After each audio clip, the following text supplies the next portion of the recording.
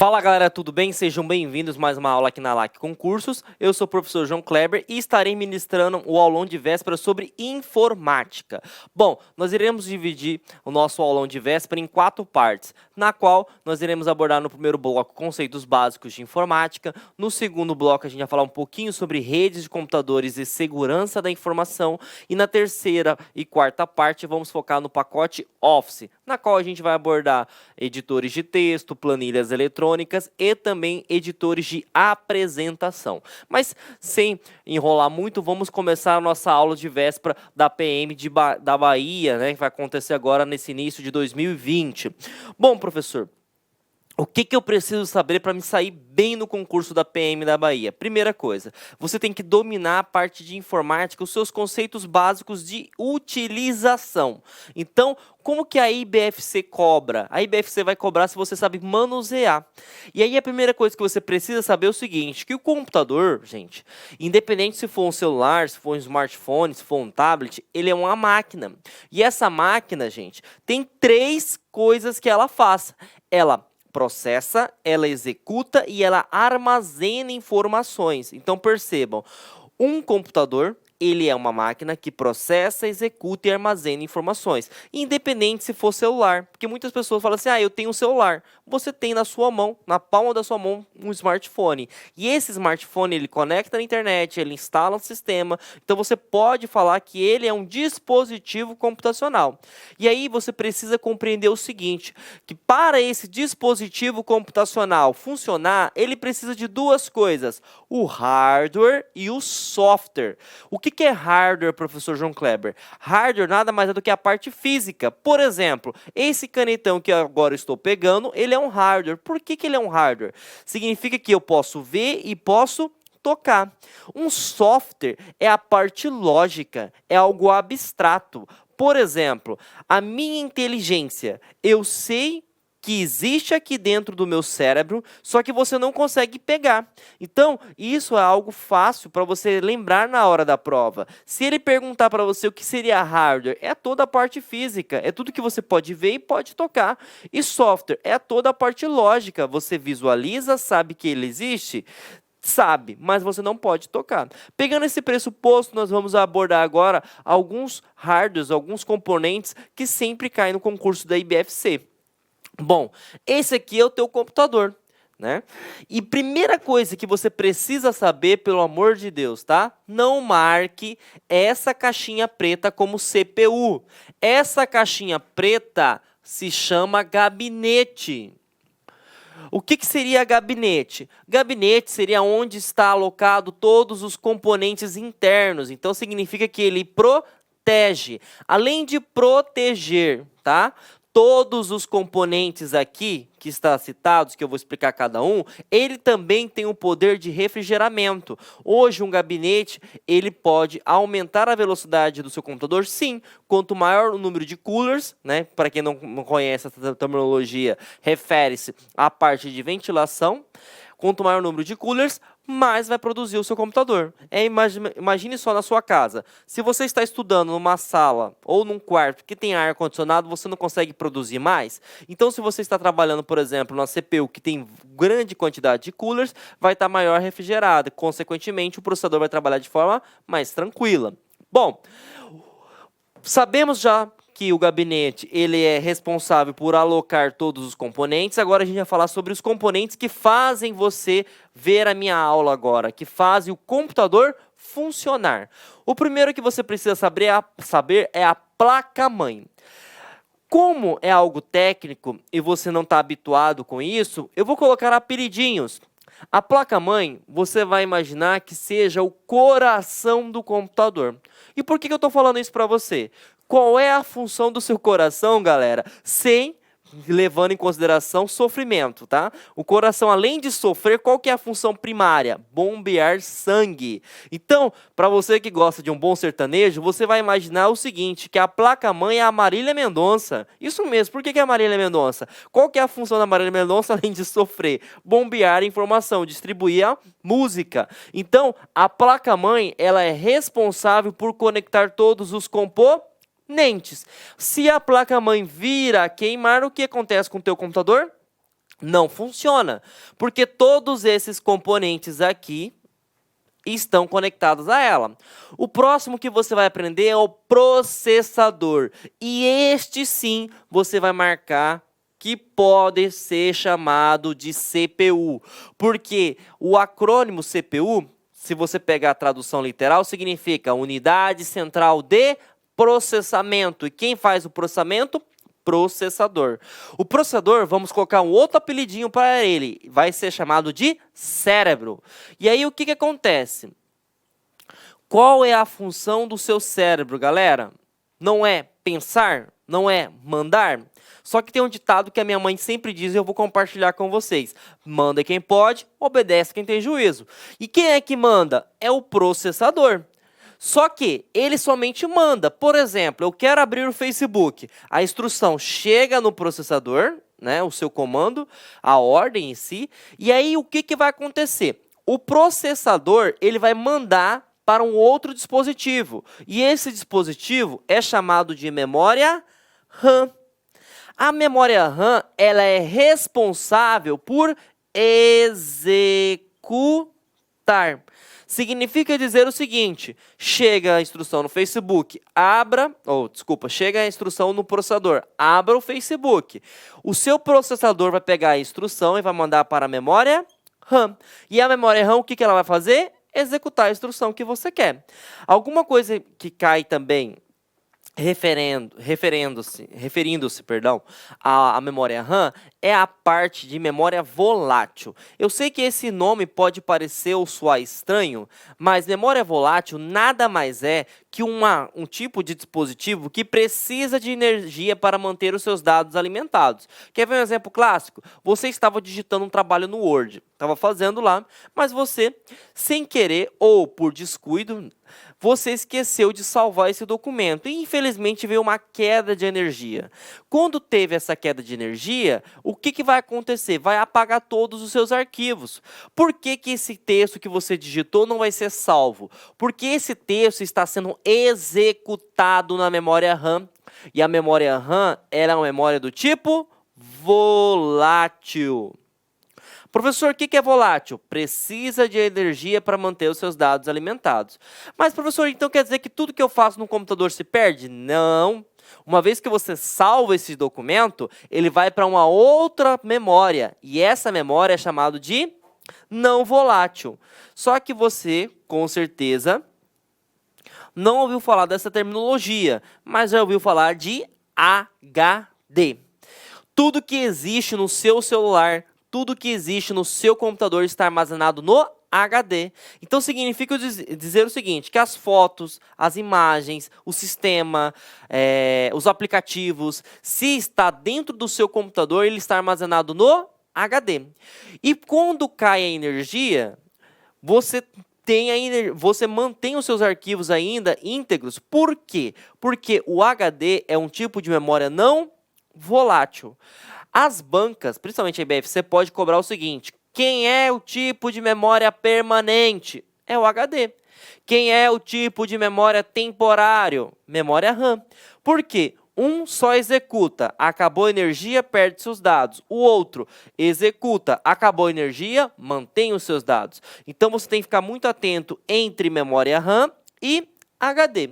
O cooler já citei anteriormente, né? Ele faz a parte de ventilação. E nós temos a fonte de alimentação. Essa aqui é fácil, batata, né? Qual é a função da fonte de alimentação? Não é alimentar energia no seu computador? Responde que sim. Eu tenho certeza que você respondeu sim, né? Parabéns, você acabou de ganhar 0 na sua prova. Por quê? Professor, mas como assim fonte de alimentação não é? A fonte de alimentação ela é responsável por converter corrente alternada para corrente contínua. Ficou algo técnico? Então você imagina o seguinte, a sua fornecedora de energia manda a tensão 110 ou 220 volts. Certo? O seu celular, o seu computador, ele não precisa dessa quantidade. Tanto é que se essa quantidade chegar no seu computador, ele queima na hora. Por exemplo, o seu celular é em algo de 1.5 volts, 3 volts, 5 volts. Então, o que a fonte faz? Ela pega a energia alternada da fornecedora e transforma somente na energia necessária do seu dispositivo computacional. Então, um macetezinho básico na hora da prova. A fonte de alimentação, ela transforma Ca para Cc. E lembre-se, Cc não é odor não, tá, galera? Cc é corrente contínua. E assim, nós finalizamos os conceitos básicos. O que você demoraria em torno de, digamos, 30 minutos, eu resumi aí em 10 minutos para você. Então, perceba, um computador precisa de hardware e de software. E esses hardwares, que são a parte física, são aqui que pode cair na sua prova. Essa caixinha preta, gabinete. Qual a função do gabinete? Alocar todos os componentes.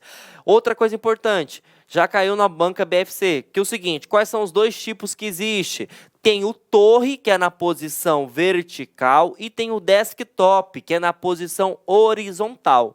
A placa-mãe, qual que é a função da placa-mãe? Alimentar todas as informações. Por quê? Todos esses componentes aqui estão conectados sobre ela. O processador, qual que é a função do processador? Mandar.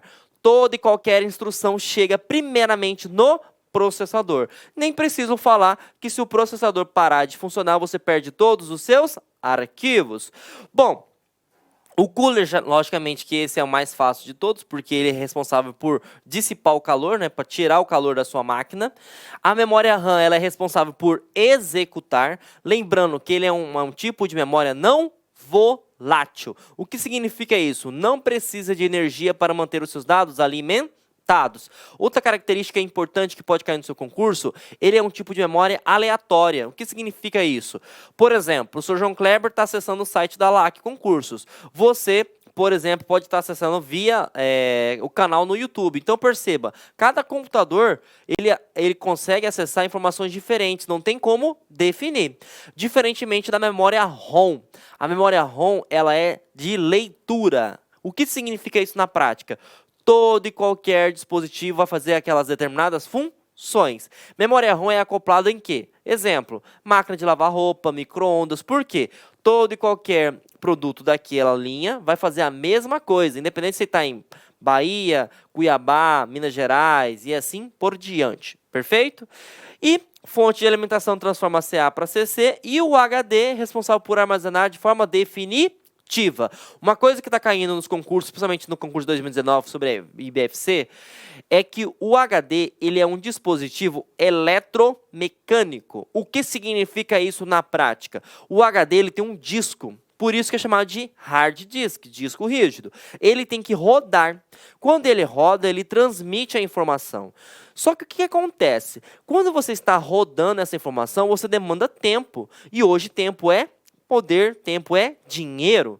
Então, eles inventaram uma nova solução chamada de SSD. Professor, o que significa SSD? Dispositivo de estado sólido. O que seria isso na prática?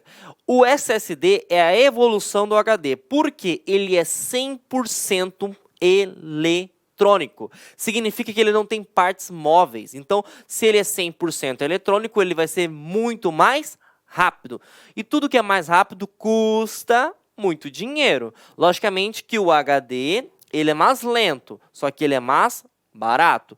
E o SSD ele é a evolução, então ele vai custar mais caro, porém vai ser muito mais rápido. Perfeito? Entendemos os conceitos básicos, galera. Agora a gente vai para uma outra parte que pode trabalhar a IBFC.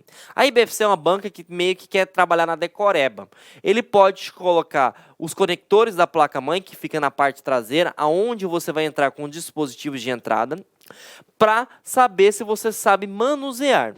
E alguns termos, algumas características de conectores eu preciso passar para vocês.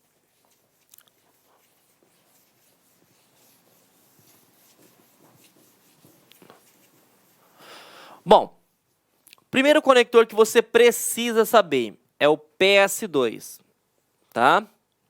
Professor, para que serve o PS2? Ele é um dispositivo que permite conectar somente teclado e mouse.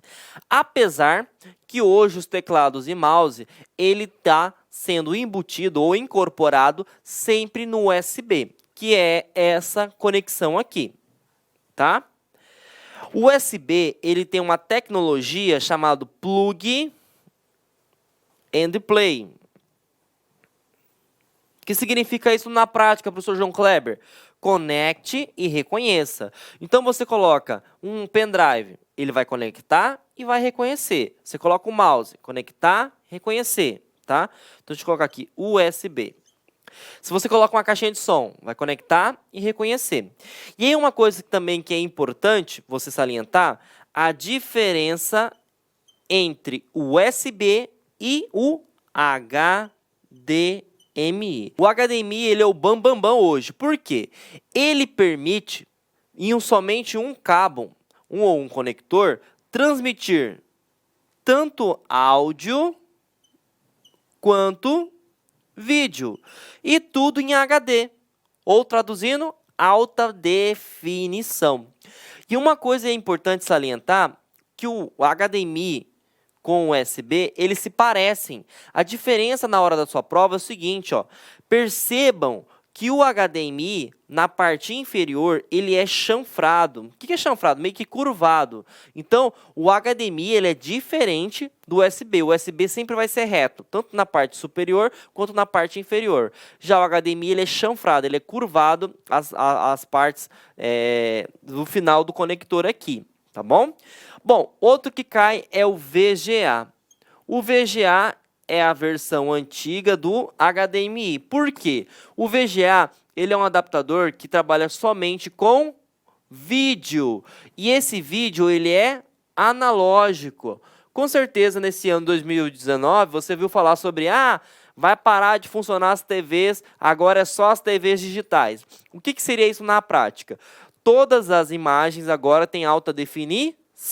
Então, significa dizer que o VGA não tem a qualidade HD. Tudo bem? E o último que pode cair no seu concurso público é o conector RJ45. O que é o conector RJ45? Com certeza você vai falar que esse conector é o conector de internet, mas o nome técnico dele é o RJ45. É a partir desse conector que ele te permite conectar uma rede de computadores. Perfeito, galera? Então vamos adiante agora e falar sobre dispositivos de entrada e saída. É legal falar o seguinte, que algumas pessoas imaginam que os computadores vão dominar o mundo. Os computadores, eles vão estar presentes em todo o mundo. Só que quem manda na máquina é o ser humano. E aí o que acontece? Para você mandar na máquina, você precisa de uma interface. O que seria a interface? Os dispositivos de entrada. Então percebam, para o meu computador funcionar, eu preciso passar uma instrução para ele. E como que se dá essa instrução? Simples, eu tenho que passar uma instrução ou via teclado, ou via mouse. Se eu sou um deficiente visual, eu posso trabalhar com computador? Claro, eu tenho que ter um microfone, eu posso ter uma câmera. Isso aqui também cai em concurso público como joystick. Joystick.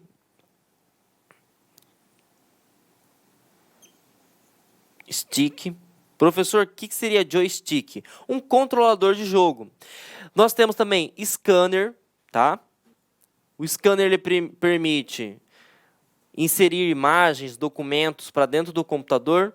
E esse aqui também, que você chama de leitor de código barra, é chamado de scanner de mão. Então percebam, para eu ter acesso a uma informação, eu preciso mandar na máquina. E como que eu mando? Dispositivos de entrada. Tudo que entra, sai. Então, se eu mandei, eu vou ter uma resposta. E como que se dá essa resposta, galera? Essa resposta ela se dá através dos dispositivos de saída. Os dispositivos de saída, eles são chamados de monitor, na verdade eles são classificados como os monitores, fone de ouvido, impressoras, data show, monitores. Então, tudo que permite sair uma informação é chamado de dispositivo de saída. Nós temos em algumas bancas, principalmente a IBFC, que ele pode cobrar a terminologia dispositivo misto. E eu vou fazer uma pergunta para você. Se você está visualizando essa aula por smartphone, eu vou fazer uma pergunta. O seu celular, o seu smartphone, ele tem teclado? Pensa 2 segundos aí para mim, por favor. Vamos lá? 1, 2, 3, 4, 5. Tem? Muito bem. Se você respondeu que sim, você acabou de ganhar mais um zerinho do professor João Kleber. Porque ele não tem teclado. Ele tem uma tela que é chamada de touchscreen. que é isso aqui que eu estou apresentando para você. Essa tela touchscreen, ela permite, através de uma tecnologia, emular um teclado digital. Então, eu posso falar que os monitores e que as telas que trabalham com touchscreen são dispositivos de entrada e saída, porque a tela propriamente dita é a saída, mas a partir do momento que tem touchscreen, ele faz a função de um teclado ou de um mouse. Pegando essa mesma ideologia, nós temos as impressoras multifuncionais, porque a impressora, por padrão, ela é saída, mas se ela é multifuncional, ela tem um scanner na parte superior, e esse scanner entra dados. A partir do momento que você tem uma impressora desse porte, significa dizer que ela é uma multifuncional. E também nós temos os modems. O que é um modem? Modem é um dispositivo que permite te conectar à internet. Então, entra dado e sai dado. Perfeito, galerinha? Agora nós iremos falar sobre dispositivos de armazenamento. Uma coisa que é bem importante salientar, pelo amor de Deus, tá? Esses dispositivos, HD, pendrive, HD externo, cartão de memória, até propriamente o Blu-ray, não são dispositivos de entrada e saída. Eles são dispositivos de armazenamento. Então significa que pendrive, CD, DVD, HD externo, HD normal, propriamente o SSD, que é a evolução do HD, são dispositivos que armazenam dados. Perfeito? Bom, entendemos a parte de hardware, propriamente dito, agora a gente vai falar a parte de sistema. Sistema ali é um software. E o que é um software? A parte lógica, você pode ver, mas você não pode tocar. Então você sabe que existe, mas não pode pegar. E o principal sistema que é cobrado no seu concurso público é o sistema operacional. Professor, o que é um sistema operacional? O sistema operacional nada mais é que o cara mais importante de um computador, de um celular. Porque é através dele que você tem acesso a tudo. Você vai pegar esse exemplo aqui agora. Você é o usuário, correto? E você quer acessar a internet. O sistema operacional, que nós vamos chamar de SO, ele faz o processo de conversão. Porque o computador, galera, ele entende uma linguagem chamada de binário. E o que seria binário? Binário nada mais é que uma linguagem entre 0 e 1. E você, ser humano, entende uma linguagem chamada de IG, que é interface gráfica. Então, o sistema operacional, ele pega a sua solicitação, transforma em binário e passa para a máquina. A máquina executa, processa ou armazena e traz para você a informação. E o sistema operacional faz o processo inverso agora. Transforma em binário para interface gráfica. E isso a todo santo momento. Além de fazer esse processo de conversão de binário para interface gráfica, tem uma outra coisa que é muito importante salientar.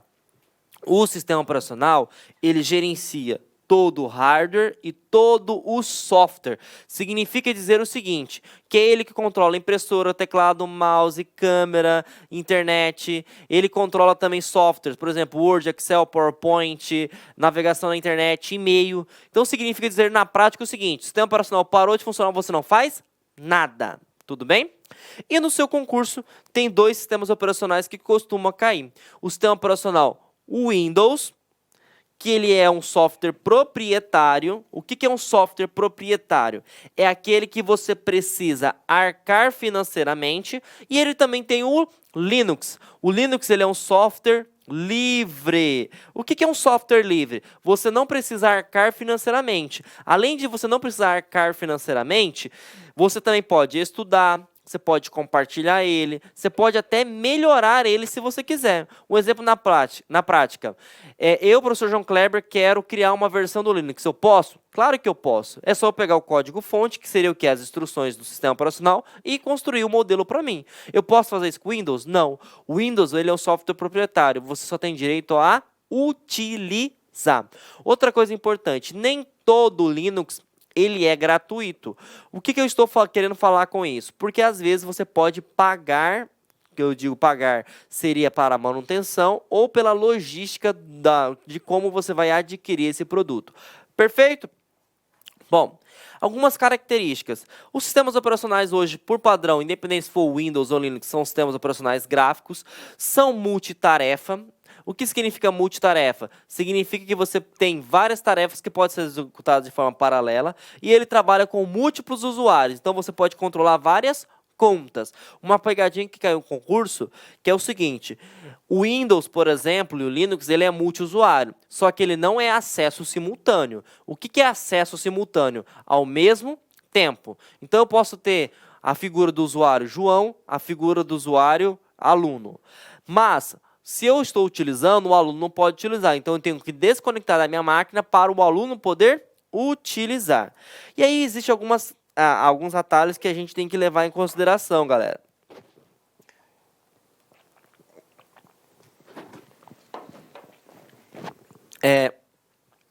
O primeiro atalho que sempre cai, e outra, se no seu concurso cair sobre o Windows, tenha certeza absoluta que vai cair atalho. Isso aí é padrão.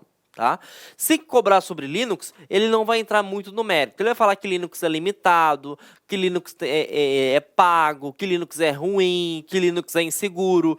Para quem não conhece sobre Linux, primeiro, Linux não é pago, como citamos anteriormente. Linux, ele pega vírus? Também pega vírus, só que ele é mais seguro, mais rápido e mais eficiente.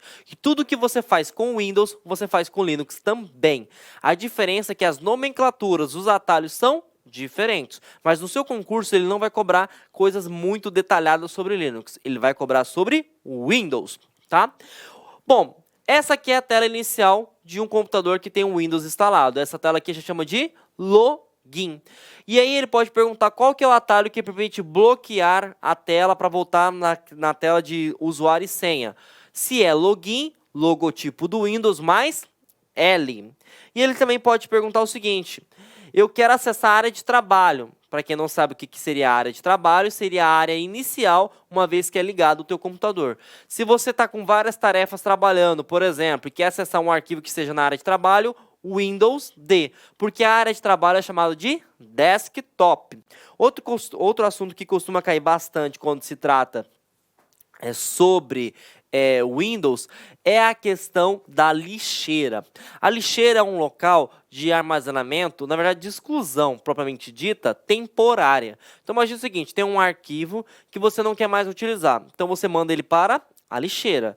A lixeira, ela não manda de forma definitiva, ali fica ali mais ou menos, vamos supor, um tempo especificado pelo próprio sistema operacional. E aí, dependendo da quantidade de arquivos que você manda para a lixeira, os mais antigos são excluídos de forma definitiva. E aí, se ele te perguntar: ah, mas, professor, eu excluí um arquivo de forma acidental, eu consigo recuperar? Sim. Você vai na lixeira do seu sistema operacional, clica com o botão direito restaurar e ele volta para o seu computador. E já caiu também em concurso público perguntando: ah, mas quando eu retorno o arquivo da lixeira, ele volta para a pasta documentos? Falso, ele volta para o local de origem. Se você excluir o arquivo, por exemplo, da área de trabalho, ele volta para a área de trabalho. Outra pergunta que já caiu no seu concurso do IBFC, na verdade da banca IBFC: é possível excluir um arquivo de forma definitiva? Sim, mas você tem que utilizar um atalho, e esse atalho é o Shift Del. Uma vez que você clica em Shift Del, ele vai mandar uma mensagem: olha, professor João Kleber, tem certeza que deseja excluir esse arquivo de forma definitiva? Se você marcar que sim, ele nem passa para a lixeira, e assim não pode mais ser recuperado, beleza? Bom, próximo slide. Nós iremos abordar agora o assunto de redes de computadores. Professor, o que seria redes de computadores? Redes de computadores, galera, nada mais é que 2 ou mais dispositivos conectados. E outra coisa importante: para existir uma rede de computadores, eu não preciso necessariamente de ter internet. E por que eu estou falando isso? Imagina o seguinte: há 15, 20 anos atrás, todo mundo tinha um celular, mas nem era toda pessoa que tinha acesso à internet. Mas os celulares conseguiam se comunicar via Bluetooth. Você conseguia mandar você conseguia mandar mensagens, você conseguia também mandar arquivos, sem necessariamente ter acesso à internet. As redes de computadores, elas podem ser classificadas conforme a sua extensão. Essa extensão que eu digo para vocês é a questão de tamanho. Existem 4 tipos que caem no seu concurso: PAN, MAN, WAN e LAN. Outra coisa que é bem importante. Quando você tem um acrônimo sobre tecnologia, esse acrônimo está em inglês. Por que eu estou falando isso? Porque a PAN é um tipo de rede personal. O que seria personal? Pessoal. Ela funciona em torno de 10 ou 20 metros. Um exemplo disso é o nosso amigo Bluetooth. Quando você tem uma rede local, que é em inglês, Network Access Local, significa que ela pode funcionar numa extensão territorial em torno de 2.000 metros quadrados. Então imagina o seguinte, você está num prédio, num órgão público, que é assim que você vai estar lá na PM daqui uns dias, se Deus quiser, né, galera? Você vai estar lá no prédio do primeiro andar e precisa de acessar um computador ou mandar um arquivo numa impressora que está no segundo andar. Esse tipo de rede, por exemplo, é chamado de LAN, porque funciona somente naquele local. E o MAN, que é o grande calcanhar de Aquiles, as pessoas imaginam que MAN é de mundo. MAN não é de mundo. MAN é de metrópole. O que é metrópole? São cidades, estados, distritos próximos. Na verdade, estados não, porque estados vamos tirar ele um pouquinho dessa nomenclatura. Vamos imaginar que são cidades, municípios e bairros próximos, numa região aí de 20 metros quadrados, por exemplo. Então, se você tem uma empresa que tem 2 franquias em cidades, ou 2 lojas, por exemplo, na mesma cidade ou em cidades próximas, a gente pode configurar uma rede WAN. Uma rede MAN, perdão. E por último, se você, por exemplo, tem uma rede de lojas, ou você trabalha num órgão público que tem várias unidades espalhadas a nível nacional, você tem que ter um tipo de rede WAN, que seria de wide, rede de grande alcance. Então, o WAN, sim, permite interligar cidades, estados, países e até continentes. Bom, entendemos a questão de redes de computadores. Agora a gente vai entender como pode ser classificada no que se trata tipos, né? Como que trata as informações. Existem 3 tipos de redes: intranet, internet e extranet. Se você pegar a própria palavra, já ajuda. O que é uma internet? É algo de internacional. É uma rede que tem um alcance mundial. Então, por exemplo, por que você está vendo a minha aula agora? Porque você está conectado à internet. Significa que de qualquer lugar do mundo, seja da Bahia, seja de Minas Gerais, de Brasília, de Mato Grosso, enfim, você vai conseguir conectar. Agora, se você trabalha numa empresa que o sistema ou no órgão público só funciona naquele local, significa que você está dentro de uma intranet. O que é uma intranet? É algo de interno, interior. Significa que só funciona naquele local. E nós temos também a extranet. E aí você vai pegar esse macete na hora da prova. Este significa extensão. Net vem de intranet. Então, o que significa isso na prática? Se você trabalha numa empresa na qual você tem acesso a esse sistema, tanto localmente quanto fora da empresa, significa que você está utilizando uma extranet. E outra coisa, a intranet, eu esqueci de me salientar anteriormente, além de funcionar somente no local, ela é para pessoas restritas, então significa dizer que somente pessoas autorizadas vai possuir acesso, diferentemente da internet, que qualquer pessoa de qualquer lugar do mundo tem acesso. Então o que acontece, gente? A extranet, ela permite que você tenha uma empresa ou um órgão público na qual ele pode estar distantemente, geograficamente, provavelmente dito, espalhado por Brasil, por país ou por continente, mas somente pessoas autorizadas vão possuir acesso. Tudo bem? E por último, quando se trata na questão de rede de computadores, nós temos algo que está muito comum, né? Está no boca a boca das palavras, que é a computação em nuvem. O que é a computação em nuvem? A computação em nuvem nada mais é da forma de você acessar um sistema, tá? Ou uma plataforma de arquivos ou uma plataforma educacional sem que os arquivos estejam instalados no seu celular, no seu computador, na sua Smart TV. A computação em nuvem, ela é multiplataforma, então, independente do tipo de dispositivo computacional que você esteja trabalhando, você vai ter acesso, mas você precisa ter acesso à internet. Então, a internet é o elo que liga você à computação em nuvem. E aí, uma informação importante. Imagine que você tem uma computação em nuvem, ou você tem um sistema armazenado na nuvem, ou um arquivo armazenado na nuvem. Se alguém vem e rouba o seu celular, por exemplo, você não vai perder aquele arquivo. Por quê? Você compra um outro celular e você vai logar novamente no servidor na nuvem. E assim, uma vez que você loga, você tem acesso novamente a todos os seus arquivos. Perfeito?